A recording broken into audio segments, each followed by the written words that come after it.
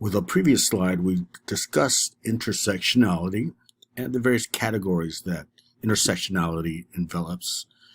And of course, this topic that we're at in the syllabus, we're discussing gender and sexuality.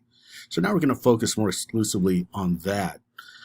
And it's important to always note, however, that this is an ethnic studies course, and always think about intersectionality. In other words, you're thinking about gender and sexuality in this case for this topic, but you always have to interweave it, right, and interconnect it with race and ethnicity, but also social class, socioeconomic status, even other things that, to be honest, we won't discuss in this course for lack of time.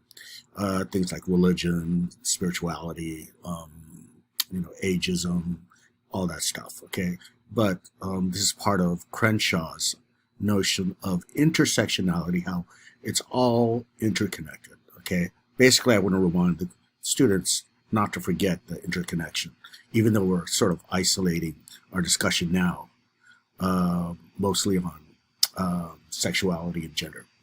Okay, so we spend a lot of time in this course discussing how race is a social construction. That is to say, human beings, people create race, and it becomes normalized, it becomes naturalized, and let's recall with racial formation how, even the state has a role in this normalization through what we called racial hegemony. And it does experience, however, these different ideas or racial formations, it does experience contestation eventually from people, right? Everyday people. And then you'll see a fluctuation. You'll see categories change once again related to race. Okay, so in other words, it has a history. And therefore, we could apply the same sort of logic to the notion of gender. Okay, gender also is a social construction according to social scientists today, academics, and therefore it also has a history. And we'll be looking at, some cases of past historical, let's say, gender ideologies, gender customs that that was the norm back then, and then changed. And today, we look back at those norms and say, "Whoa, that is so different from our, gender norms today." We'll look specifically how it applies to this case, Asian American identity. Okay, so when we're connecting it with this lecture discussion, when we're connecting gender sexuality, we're going to connect it primarily with Asian American identity.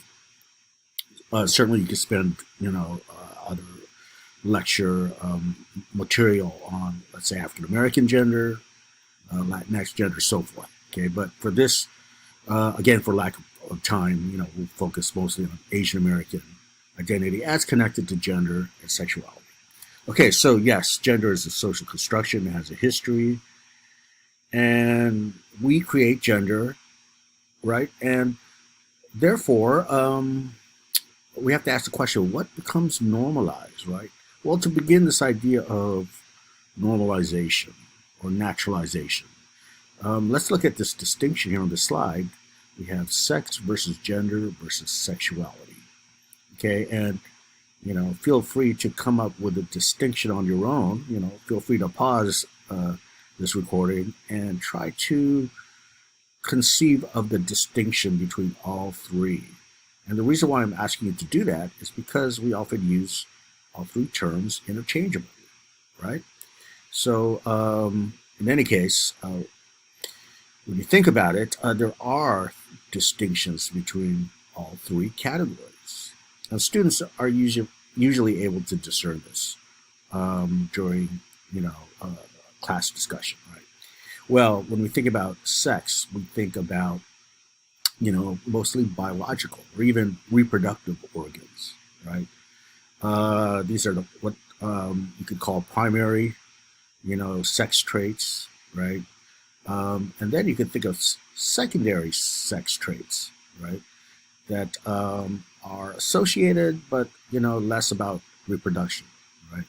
let's say hair length, you know, breasts, so forth, right? As opposed to reproductive organs. Okay, so when you think biology, in other words, okay, you're thinking about sex. When you think about reproduction, you're thinking about sex.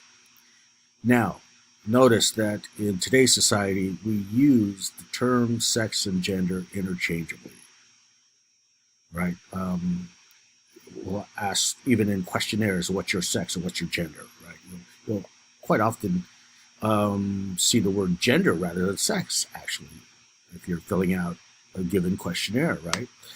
Well, gender, however, uh, does not refer to biology. It actually refers to social construction.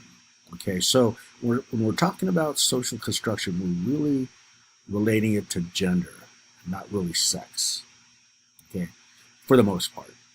All right, so um, the confusion, though, is when we use these interchangeably and we think of gender as not being socially constructed, but actually being permanent, right? Being natural. And here, of course, the similarity to race and social construction should be readily apparent. Okay. Okay, so, why do we conflate or use the term synonymously, sex versus gender? Oh, by the way, let me talk about sexuality. Sexuality refers to sexual orientation, right? It refers to the act of, sexuality or the act of sex, right? And sexual orientation, sexual preference, and so forth. Okay, so when we're talking about, again, this conflation in everyday discourse with the term sex and gender, right? We have to ask ourselves, why do we conflate these terms? Why do we tend to view them as, pretty much synonymous, as the same thing, coterminous, right? Why do we see gender as permanent and natural? Well, here's the thing.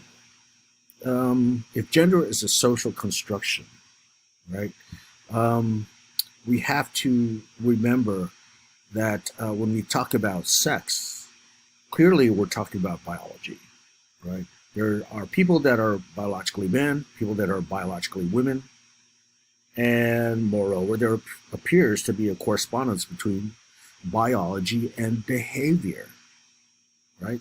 And when I talk about behavior, I'm talking about gender roles, gender behavior. So therein lies, the tendency to conflate or to confuse both categories. Because what people do is make a connection, or they tend to discern a correspondence between the biological components, right, which we call sex, excuse me, and the gender part, which is behavior. Okay, so let's get back to gender. Gender refers to behavior, right? And when we talk about gender behavior, we're talking about in a pure dichotomy of, let's say, male and female. We're going to problematize that soon, but when we think about only in male and female, we kind of separate behaviors, right? Women behave this way. They follow certain gender roles. They observe certain gender decorum, and and then there's men, right? Male who follow their own gender decorum, gender roles, and so forth. Okay, so the main point here is that there or is that sex differences and even genetic differences between men and women are not the same as gender difference. Okay, let me repeat that. Sex differences, which again we connected to reproductive organs and so forth, primary and secondary sexual traits, um, that is not the same as gender difference, though we tend to confuse the two as the same. Okay. Well, sex may not be a social construction because it is biological, but gender is a social construction according to academics. Okay. Another way to state this is this way: children are born with sex organs, sex chromosomes, even, XX or XY chromosomes, but they are not born with gender. Okay, gender is created, but it is created, even before the child is born, right? What do I mean by that? I mean that, even before the child is conceived by the mother, in preparation for that child, you'll have, maybe the parents finding out the sex or gender. Notice we're already confusing the terms, right? There as synonymous. Well, they'll prepare a blue room or a pink room, right? They'll buy, you know, toys for newborn and infant little boys or girls, right, in preparation. So that's even before the child is born. Even in the act of, of, um, of childbirth, the nurses and doctors and people in the operation room are already treating it in gender terms, even before the baby makes his first cry, right? When he leaves the womb. Okay, you see the nurses and doctor already treating it in gender terms, let alone the parents. Okay, and then you have visitors come over in the hospital the immediate hours or days after birth. It's gendered behavior right away. In other words, that child is entering a world that's already suffused with gender. Okay? And that's what I was referring to earlier in terms of, even before the child is born, right? Let alone after birth. Okay, so it should be readily apparent there that, what I'm describing there is that gendered, or excuse me, yeah, gender is not biological, but we see it as connected and therefore we confuse it too. Now, the question arises, how does gender become to be seen as real? Okay, as something you don't even question. Let's remember when we were discussing race as social construction with the notion of racial formation, we talked about how the racial state and its racial projects, right, made it real. And so too with racial hegemony as ideology made it real to the point where it's constructing, race, and it becomes unquestioned. Now, something similar happens when it comes to gender.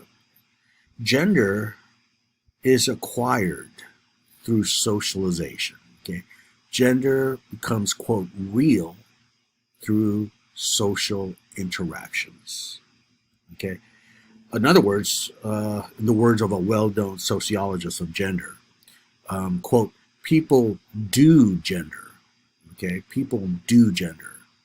The verb do is used by this academic. People do gender. Okay, and I already described an instance of this when infants are treated in gender terms by everyone around them, parents, family, doctors. This is doing gender.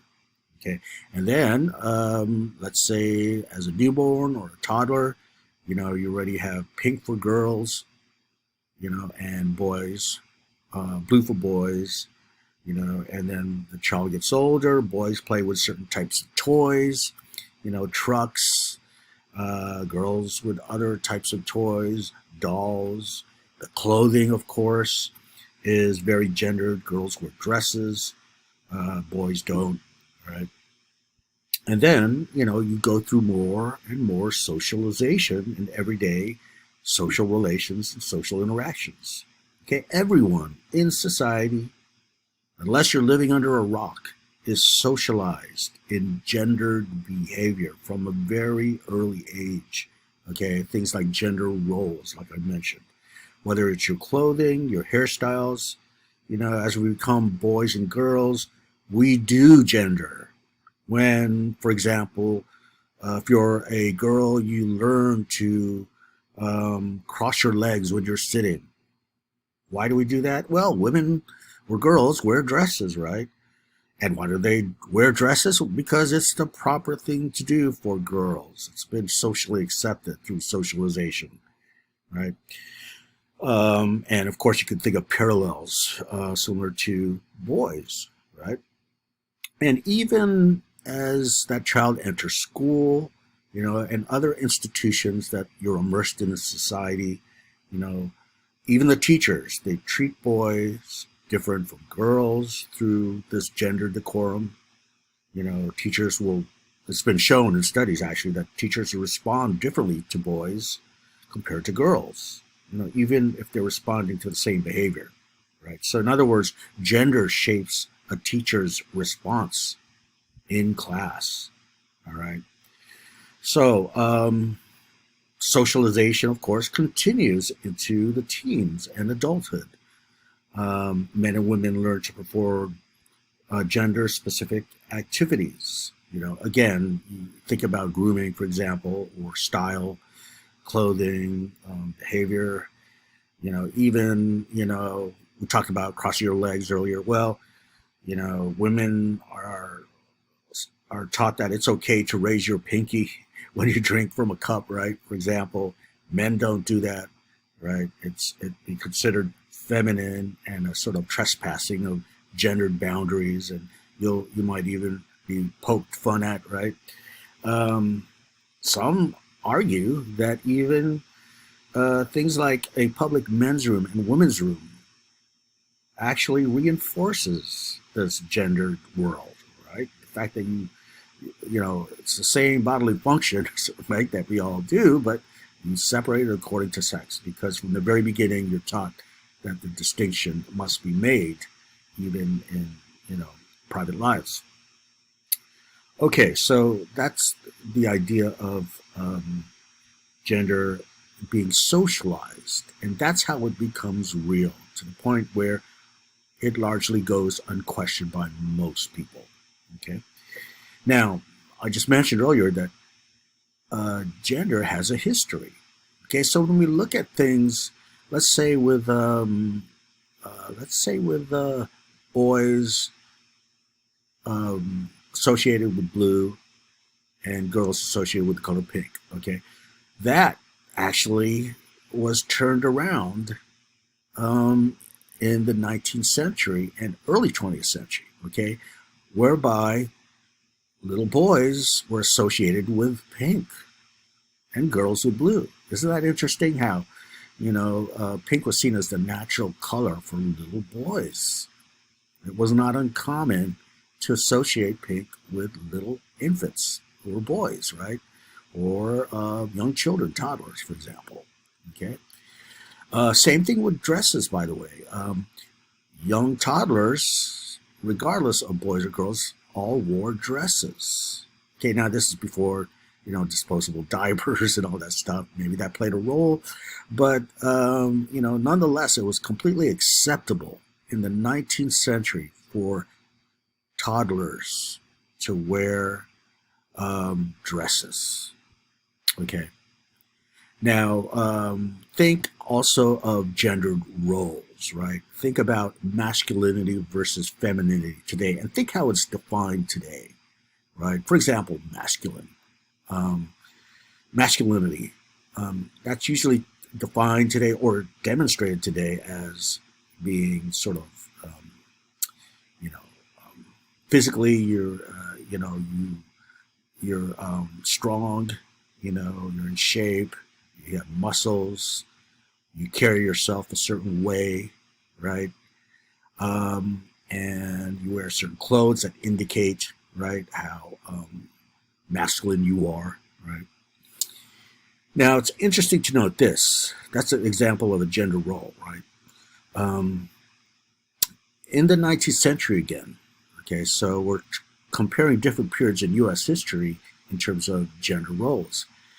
Interesting to note that during the 19th century, that when it came to gender roles in Anglo-Saxon society, it was influenced by England, understandably, right? Because Anglo-Saxon is, you know, considered itself the descendants of English society. And in English society, it was called the Victorian Age, Victorianism. And the ideal man, so to speak, during the Victorian Age was not really the strong masculine type we think of today, right? The masculine or the manly man, to use their term back then, was someone who was high minded, who carried himself a certain way, you know, a gentleman, right? Think about the Victorian gentleman. Victorianism refers to a cultural ethos when Queen Victoria ruled England during the 19th century. Okay, they called it Victorian Age. But, you know, think about the women wearing the big corsets and the dresses and covering themselves, right? The big bonnets and all that stuff. And the men wearing these suits, right? And very high-minded and, quote, civilized. That was the ideal man. And then, as we discussed in class, we had the influx of different immigrants from different parts of Europe. And they brought their gender ideas about masculinity with them. And notice that in the factory where they're going to work, it's about strength and, you know, being, muscular and all that stuff, right?